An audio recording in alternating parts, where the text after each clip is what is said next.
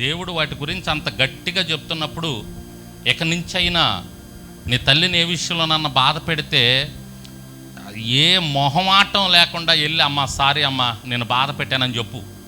ఏమి ఇబ్బంది లేదు. నిన్ను పలాని విషయంలో బాధ పెట్టానమ్మా, పలాని విషయంలో నిన్ను అన్నానమ్మా, పలాని విషయంలో నిన్ను గబక్కన తోలనాడానమ్మా, నన్ను క్షమించమ్మాను.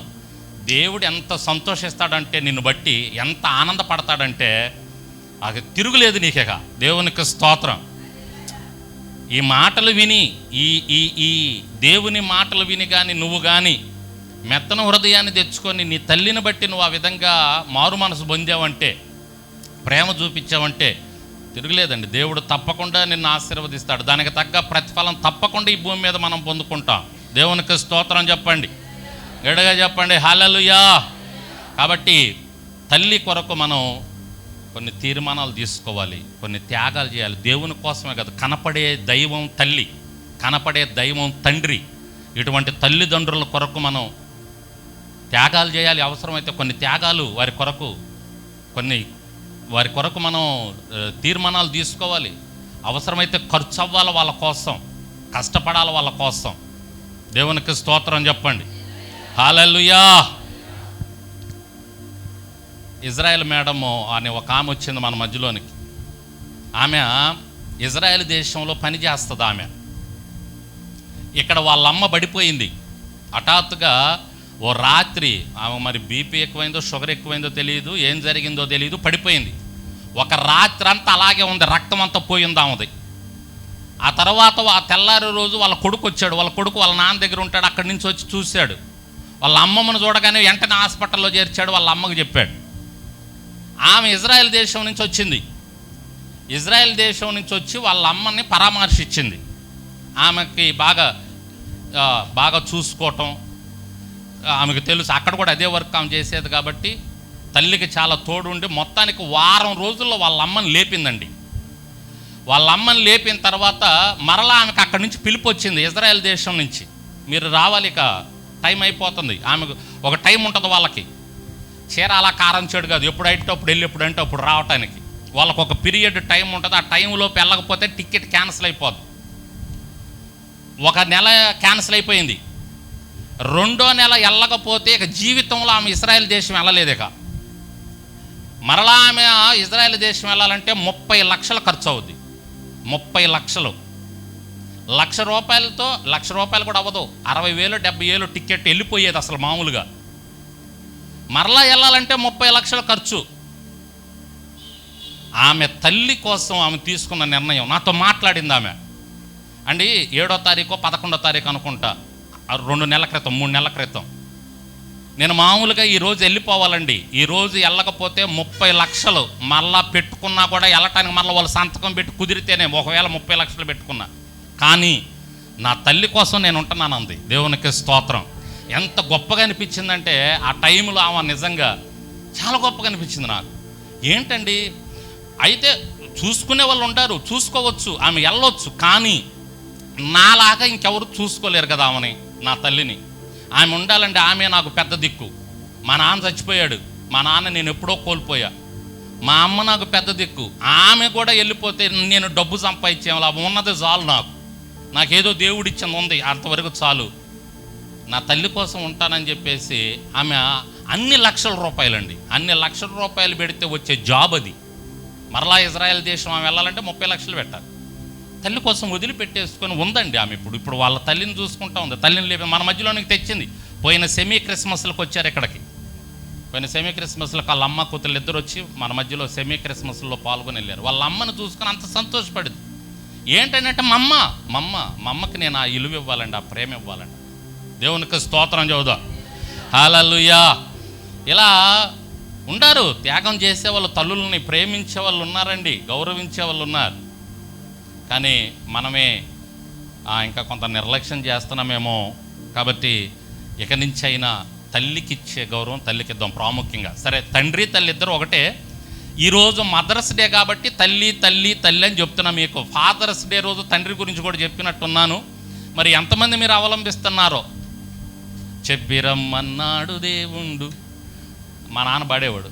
జనులారా మీతో చెప్పిపోతున్నాను, మీతోను చెప్పి రమ్మన్నాడు దేవుడు, చెప్పిపోతున్నాను మీతో. ఆ చెప్పిని గాని మీరు ఆచరిస్తే ధన్యులయ్య నిత్య రాజ్యానికి వెళతారు. దేవునికి స్తోత్రం. ఎడగ చెబుదాం హల్లెలూయా. కాబట్టి ఇది కొంచెమైనా ఆలోచన చేసి కొంచెం సీరియస్గా తీసుకొని, ఇది నిజమే కదా, నా తల్లిని నేను నిర్లక్ష్యం చేస్తున్నానేమో, నా తల్లిని నేను బాధ పెడుతున్నానేమో, ఇక నుంచి అలా బాధ నా తల్లి మాట వినాలి. మన మంచే చెప్తారండి తల్లులు, ఎప్పుడు మన మంచి కోసమే ఉపాయాలు చెప్తారు. ఇదిగో ఇలా ఉండాలని చెప్తారు, ఇలా నడుచుకోవాలని చెప్తారు. ఎందుకని? తల్లి చెప్పేది మన మంచి కోసం. మనకి తెలియక, మనకు అర్థం కాక మనం వెళ్ళిపోతూ ఉంటాం. భర్త చచ్చిపోయాడు, ఆమెకి గుర్తొచ్చింది. భర్త చచ్చిపోయాడు, ఆమె ఇస్తరాకులు గుట్టి కుటుంబాన్ని నడిపెత్తుంది, కొడుకుని చదివిస్తుంది. ప్రతిరోజు సాయంత్రం స్కూల్ నుంచి రాగానే కొడుక్కి ఇస్తరాకులు కట్టించి, ఒరే సేటు గారి దగ్గరికి వెళ్ళి ఇస్తరాకులు ఇరా, ఆయన నీకు డబ్బులు ఇస్తాడు, ఆ డబ్బులు తీసుకొని రారా అని చెప్పేది. ప్రతిరోజు సాయంత్రం ఏం చేసేవాడంటే ఇస్తరాకుల కట్ట తీసుకెళ్ళేవాడు, అక్కడ ఇచ్చేవాడు, వచ్చేవాడు. ఆ రోజుల్లో దొంగలు ఉండేవాళ్ళు. అందుకని వాళ్ళమ్మ ఒక ఉపాయం చెప్పింది. ఆ ఉపాయాన్ని మనసులో పెట్టుకున్నాడు. రోజు వెళ్ళేవాడు, వచ్చేవాడు. ఒకరోజు ఏం చేశాడంటే ఒక దొంగ ఎంటబడ్డాడు. ఎంటబడి డబ్బులు ఎట్లా వీడి దగ్గర లాగేయాలని ఎంటబడి వస్తూ ఉంటే ఈ కొడుకు పరిగెత్తుతూ ఉన్నాడు. అంతలోనే తల్లి చెప్పిన ఉపాయం గుర్తొచ్చింది. గుర్తొచ్చి ఏం చేశాడంటే అలా ఆగిపోయి బావి దగ్గరికి వెళ్ళి, గబగబా బావి దగ్గరికి వెళ్ళి బావి దగ్గర తొంగి చూస్తున్నాడు. ఈ దొంగ వచ్చాడు. దొంగ వచ్చి, ఏందిరా అబ్బాయి చూస్తున్నావు బావి దగ్గర అన్నాడు. ఏమి లేదని ఏడుస్తున్నాడు. ఏడవకని ఏమైందిరా అన్నాడు. మరి మా అమ్మకి ఇవ్వాల్సిన డబ్బులు బావిలో పడ్డాయి అన్నాడు. ఎక్కడ పడ్డాయి అన్నాడు. ఈడేమో బొడ్డును కట్టేసుకొని ఉంటాడు డబ్బులు. ఉపాయం, వాళ్ళ అమ్మ చెప్పిన ఉపాయం గుర్తొచ్చింది వీడికి. డబ్బులు బొడ్లోనే ఉండయి.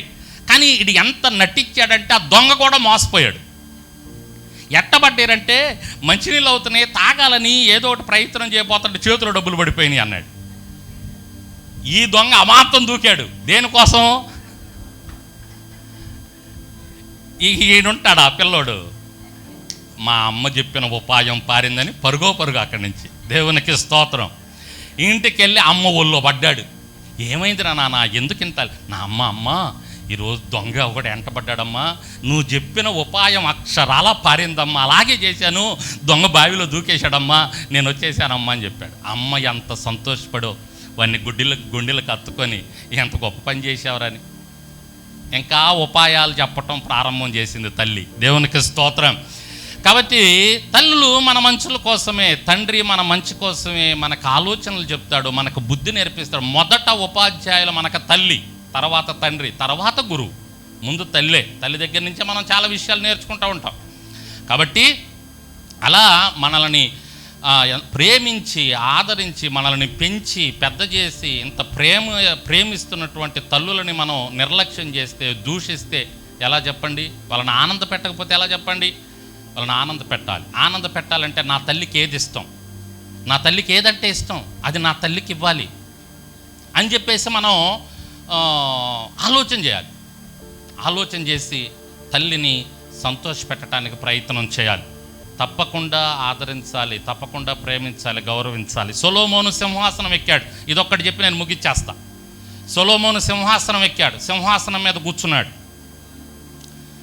అంతా ఓకే అయిపోయింది.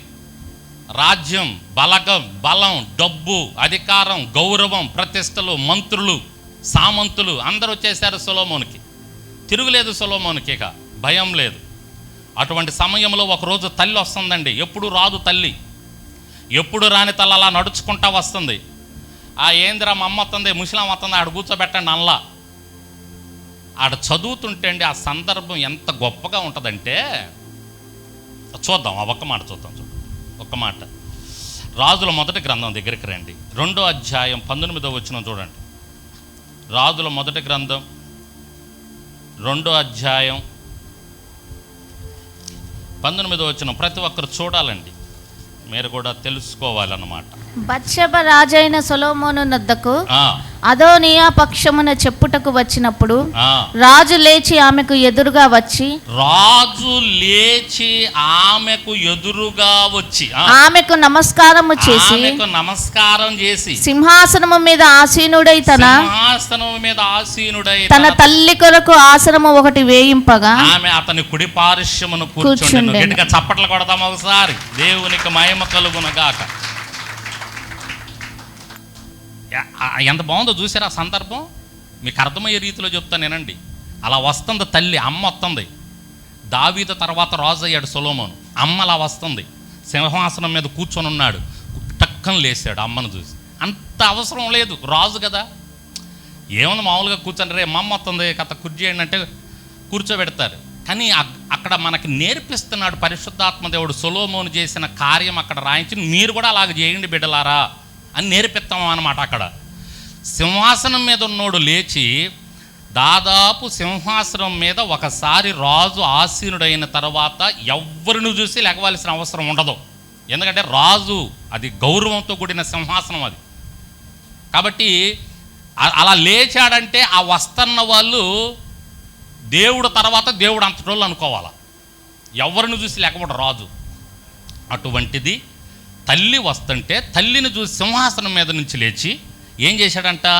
లేచి ఆమెకు ఎదురుగా వచ్చి ఆమెకు నమస్కారం చేసి ఏం చేశాడు? ఆమెకి నమస్కారం చేసి సింహాసనం మీద ఆసీనుడై తన తల్లి కొరకు ఆసనం ఒకటి వేయింపగా ఆమె అతను కుడి పార్శ్వమున సింహాసనం ఒకటి ఇచ్చి సింహాసనం మీద కూర్చోబెట్టాడు తల్లిని. దేవునికి స్తోత్రం చెప్పండి.